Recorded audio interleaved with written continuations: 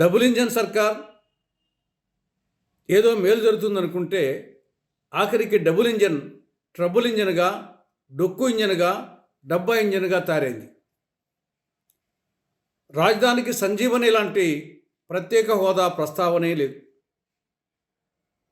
రాయలసీమకు, ఉత్తరాంధ్రకు బుందేల్ఖండ్ తరహా ప్రత్యేక అభివృద్ధి ప్యాకేజీ ఊసేయలేదు.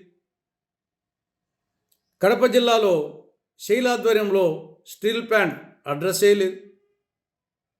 దుగరాజపట్నం ఓడరేవు ప్రస్తావనే లేదు. రాజధానికి నిధుల అంశమే లేదు. విశాఖ, విజయవాడ మెట్రో ప్రస్తావనే లేదు. కాబట్టి ఓవరాల్గా ఆంధ్రప్రదేశ్కు ఈసారి బడ్జెట్లో కూడా పూర్తిగా అన్యాయం జరిగింది. ఏపీకి మళ్ళీ టోపీ పెట్టడం జరిగింది డబుల్ ఇంజన్ సర్కార్లో కూడా. ఇక ఓవరాల్గా చూస్తే కేంద్ర బడ్జెట్లో వ్యవసాయ రంగం పట్ల, రైతు పట్ల చాలా చిన్న చూపు చూడడం జరిగింది.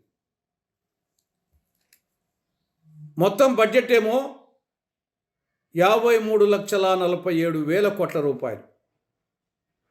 అందులో వ్యవసాయ రంగానికి, అనుబంధ రంగాలకు కలిసి కేటాయించింది ఎంత? 1,62,000